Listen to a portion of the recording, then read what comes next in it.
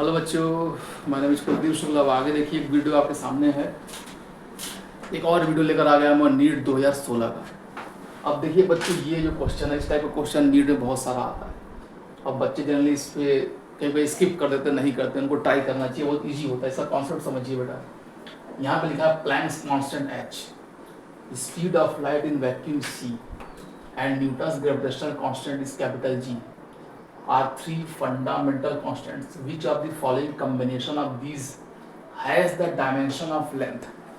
मतलब बेटा यहाँ पे ये पूछा गया है कि क्या स्मॉल h जो है, h c और कैपिटल G को मिलाकर ऐसा क्या फार्मूला बनाएं जिसका डायमेंशन लेंथ के बराबर आ जाए। h और g और c को मिलाकर बेटा ऐसा क्या फार्मूला बनाएं जिसका वैल्यू, जिसका डायमेंशन लेंथ के बराबर है। सिंपल ये फॉर्मूला। जैसे हम लोग फोर्स बनाते हैं तो फोर्स इज इक्वल टू लिखते हैं मास इनटू एक्सेलरेशन। ठीक है, एक्सेलरेशन बनाते हैं तो क्या लिखते हैं हम लोग? एक्सेलरेशन में क्या होता है? Rate of change of velocity. मतलब ऊपर लेंथ आता है, नीचे टाइम का स्क्वायर आता है। मतलब लेंथ के पावर 1, टाइम के पावर 2, टाइम के पावर -2 ऐसे करके आता है। तो उसी तरीके से हमको इस क्वेश्चन में ये निकालना होता है कि h का पावर क्या आएगा, g का पावर क्या आएगा और c का पावर क्या आएगा, और तीनों का आपस में मल्टीप्लाई करेंगे। उसके बाद जो एक्सप्रेशन आएगा और उसका जो डायमेंशन है वह लेंथ के डायमेंशन के बराबर होगा।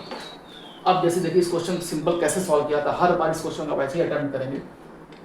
इसमें सिंपल ये देखिए, जिस क्वांटिटी का डायमेंशन हमको निकालना होता है, हम मान लेते हैं कि वो जो क्वांटिटी है, लेंथ जो L है, वो डिपेंड करती है बाकी गिवन क्वांटिटीज पे। मतलब L डिपेंड करेगा H पे, L डिपेंड करेगा C पे, और L डिपेंड करेगा G पे। ये इसका क्वेश्चन सॉल्व करने का तरीका होता है। तो हम लिखेंगे L is proportional to H के पावर A, ऐसे लिखा आता है। और फिर लिखा था L is proportional to speed के पावर में B। फिर लिखा था बेटा L is proportional to capital G gravitational constant के पावर में स्मॉल c। अब यहाँ पे बेटा अगर तीनों एक्सप्रेशन को, तीनों प्रोपोर्शनलिटी को हम कंबाइंड करें तो फाइनल हमारा एक्सप्रेशन इस टाइप का बनेगा। L is proportional to H के पावर A, C के power B into capital G के पावर स्मॉल c। अब बेटा यहाँ पे हमको A B C कैसे भी करके सॉल्व कर लेना है। A B C जैसे ही सॉल्व करके इसमें वैल्यू पुट करेंगे, लेंथ का एक्सप्रेशन ऑटोमेटिक आ जाएगा। अब देखिए, अब फिजिक्स में क्या होता है कि प्रोपोर्शनलिटी को जब हम लोग हटाएंगे तो एक कांस्टेंट रखते हैं यहाँ पे। L इज इक्वल टू हम लिखेंगे एक कांस्टेंट मान लो K मान लेते हैं, कैपिटल K इंटू H के पावर A, C के पावर B और G के पावर C, ऐसा कुछ आ जाएगा। और यहाँ पे जो K होता है हमेशा लिया जाता है बेटा डायमेंशन लेस कांस्टेंट।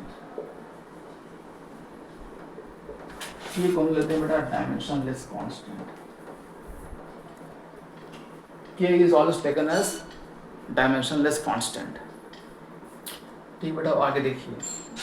अब हम क्या करेंगे, दोनों साइड में लेंथ का डायमेंशन लिख देंगे एचएस में, और राइट में हम एच का डायमेंशन लिखेंगे, सी का डायमेंशन लेंगे, जी का डायमेंशन लिखेंगे, और दोनों तरफ पावर्स को इक्वेट करेंगे। तो वहाँ से देखो हमको आंसर मिलने वाला है।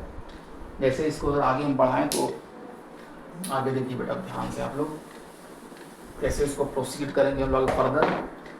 पहले हमको एच का डायमेंशन जाना पड़ेगा। एच होता है हमारा प्लैंक कांस्टेंट। देखिए एक फार्मूला होता है एनर्जी का, E इज इक्वल टू होता है H इंटू न्यू। यहाँ से H बराबर मिल जाएगा बेटा E अपॉन न्यू। H होता है प्लैंक कांस्टेंट। यहाँ से हमको प्लैंक कांस्टेंट का डायमेंशन मिल जाएगा। एनर्जी का डायमेंशन होता है हमारा, एनर्जी मतलब फोर्स इंटू डिस्प्लेसमेंट मान लीजिए, वर्क डन। तो हो जाएगा तुम्हारा mL2T-2 अपॉन, ये फ्रीक्वेंसी का होता है टाइम के पावर -1 बाई टाइम। बट ये ऊपर जाकर बन जाएगा बेटा T के पावर -1, ऊपर जाकर T के पावर +1, तो हो जाएगा mL2T के पावर -1। ये तो आगे हमारा न्यू का डायमेंशन, H का डायमेंशन सॉरी टाइम कांस्टेंट का। C हमारा स्पीड ऑफ लाइट है, स्पीड तो हमारा स्पीड ही होता है L/T-1। और कैपिटल G का डायमेंशन, कैपिटल G के लिए हम ये फॉर्मूला यूज कर सकते हैं। F इज इक्वल टू होता है, हम लोग जानते हैं gravitational force, F is equal to G(m1m2/r²। यहाँ से जो बेटा कैपिटल G मिलेगा हम लोग को मिल जाएगा F(r²) अपॉन m1m2। इसको हम लोग फर्दर अगर सॉल्व करें बेटा तो आ जाएगा F का होता है हमारा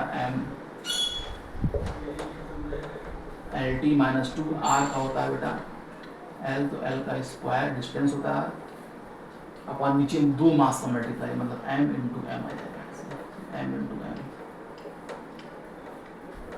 अब यहाँ से देखिए एक m कैंसिल हो जाएगा, है ना।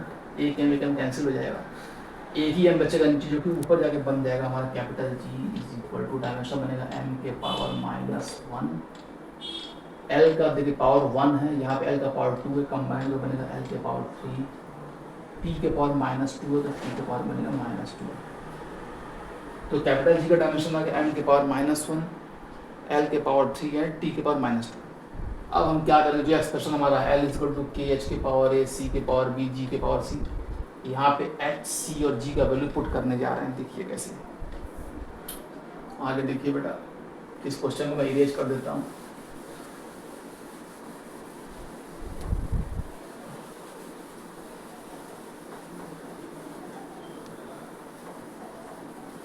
देखिए बेटा मैं लिखते आता हूँ। तो LHS में हमारा लेंथ का डायमेंशन आएगा, लेंथ का डायमेंशन मतलब L, तो मतलब इसको हम लिख सकते हैं सीधे m0 L T0 ऐसे लिखा जाता है, क्योंकि मास तो है नहीं, टाइम तो है नहीं, तो मास का डायमेंशन 0, टाइम का डायमेंशन 0, लेंथ का डायमेंशन 1, लेंथ का डायमेंशन 1 होगा। आगे इज इक्वल टू के डायमेंशन, इसका डायमेंशन कुछ होता नहीं, लिखने की जरूरत नहीं है। h का डायमेंशन देखो हम लोग निकाला है बेटा mL2 t के पावर -1, तो यहाँ पर लिखेंगे mL2 t के पावर -1, इस पूरे एक्सप्रेशन के पावर में लिखेंगे a into time into c है स्पीड ऑफ लाइट, इसका डायमेंशन l t के पावर -1, तो l t के पावर -1, इस पूरे एक्सप्रेशन पर लिखेंगे small b into capital G के पावर c है, तो कैपिटल जी का डायमेंशन m के पावर -1, l के पावर 3 एंड t के पावर -2, इस पूरे के पावर आएगा बेटा स्मॉल सी। अब इसको हमको सॉल्व करना है फर्दर। अब आगे देखिए बेटा इसको कैसे सॉल्व करेंगे हम लोग।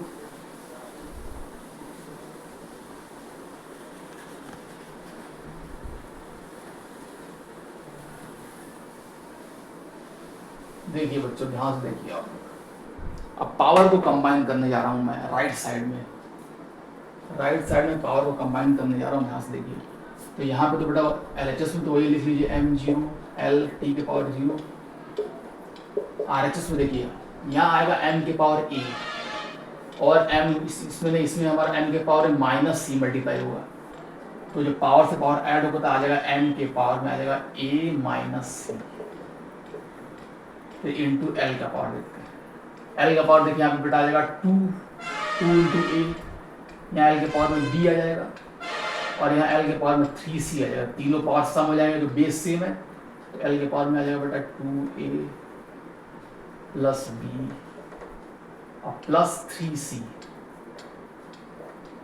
l का पावर होगा इंटू टाइम का पावर देखिए यहाँ पे -1 है और यहाँ a है, तो -a, यहाँ मल्टीप्लाई होगा बेटा -b और यहाँ मल्टीप्लाई होगा तो -2c, मतलब टाइम का पावर आएगा -a -b और -2c।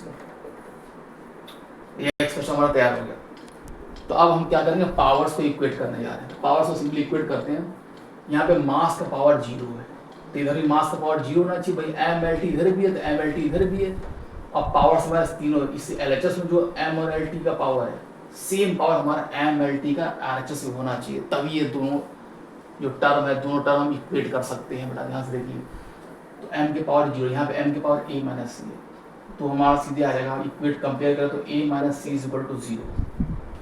ठीक है बेटा, ध्यान से देखिए, यहाँ पे m का पावर 0, यहाँ m के पावर a - c, तो a - c is equal to 0।